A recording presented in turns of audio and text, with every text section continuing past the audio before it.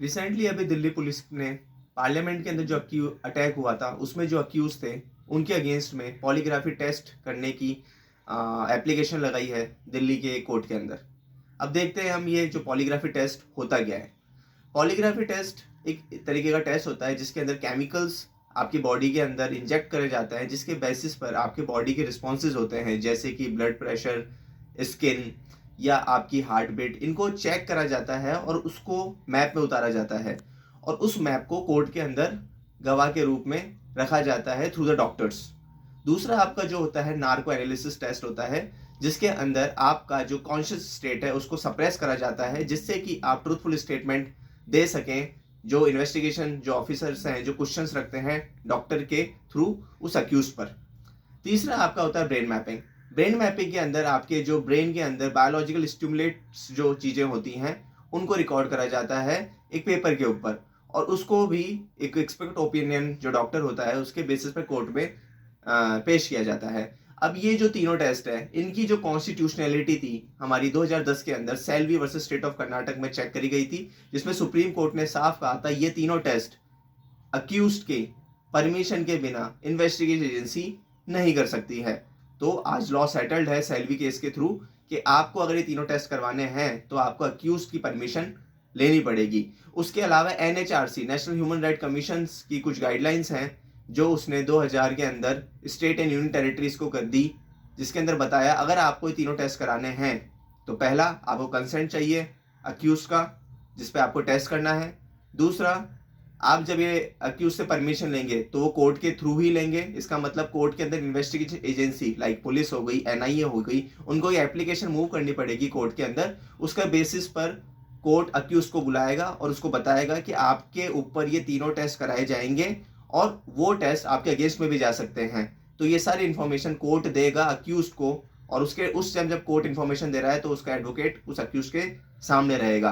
तो ये एनएचआरसी की कुछ गाइडलाइंस हैं। उसके अलावा एनएचआरसी ने ये भी बोला कि जो टेस्ट कराए जाएंगे वो एक एक्सपर्ट इस जो एक्सपर्ट के सामने कराए जाएंगे। इस केस के अंदर डॉक्टर एक्सपर्ट होगा, उसके सामने ही ये टेस्ट कराए जाएंगे।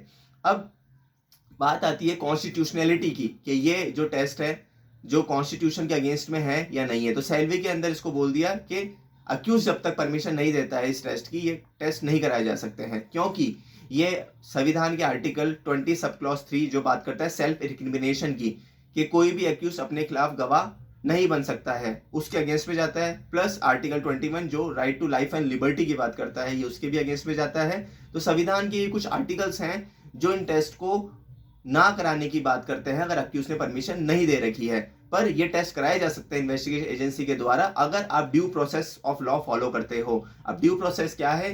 ये ड्यू प्रोसेस आपके बेयर आर्टिकल्स है जो कॉन्स्टिट्यूशन के अंदर है, सुप्रीम कोर्ट का जजमेंट जो सेल्वी के अंदर दिया, और एनएचआरसी की कुछ गाइडलाइंस है। अगर ये तीनों चीजें फॉलो कर रही है इन्वेस्टिगेशन एजेंसी तो इस टेस्ट को कोर्ट के अंदर रखा जा सकता है एविडेंस के रूप में। अब नेक्स्ट क्वेश्चन आता है कि ये एविडेंस जो रखा जाएगा वो किस एक्ट के थ्रू रखा जाएगा। तो हम सबको पता होना चाहिए कि इंडियन एविडेंस एक्ट इन तीनों टेस्ट के बारे में बात करता है, स्पेशली द सेक्शंस 25 टू 27।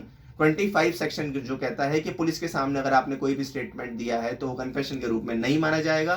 26 कहता है पुलिस के सामने अगर आपने कन्फेशन दिया है तो वो मजिस्ट्रेट सामने होगा तभी ये माना जाएगा। और 27 कहता है कि स्टेटमेंट अगर कोई अक्यूज्ड देता है अपने अगेंस्ट में, अगर वो सेल्फ इनक्रिमिनेट हो रहा है तो माना नहीं जाएगा। पर उस स्टेटमेंट के बेसिस पर अगर पुलिस या इन्वेस्टिगेशन एजेंसी ने कोई फाइंडिंग कर ली है तो वो स्टेटमेंट माना जा सकता है उस अक्यूज के अगेंस्ट में। फाइंडिंग का मतलब है कि अगर एक व्यक्ति ने बोला कि मैंने मर्डर किया है तो ये चीज तो प्रूव नहीं हो सकती है according to Indian evidence act और कॉन्स्टिट्यूशन के हिसाब से, पर उसने बताया कि मैंने जो मर्डर का वेपन था वो फला फला जगह पर रख दिया है और पुलिस ने उस वेपन को बरामद कर लिया, तो वो इनडायरेक्टली उस अक्यूज के अगेंस्ट में वो वेपन यूज हो सकता है एविडेंस, इंडियन एविडेंस के अंदर। अब ये तीनों टेस्ट होते हैं, ये इन्वेस्टिगेशन एजेंसी का काम नहीं है, ये डॉक्टर का काम है, ये एक्सपर्ट ओपिनियन का काम है। तो ये इंडियन एविडेंस एक्ट के अंदर एक्सपर्ट ओपिनियन के रूप में इन तीनों टेस्ट को डॉक्टर कोर्ट के अंदर आएगा और वो बताएगा कि हमारा इसके तीनों टेस्ट के अंदर ये फाइंडिंग्स थी। अगर कोर्ट को लगता है कि ये फाइंडिंग्स एप्रोप्रिएट है तो वो कई कुछ कुछ हद तक इन एविडेंस को कोर्ट के अंदर पेश कर सकते हैं और उसको मान्यता प्राप्त दी जा सकती है भारतीय संविधान और कानून के अनुसार। धन्यवाद।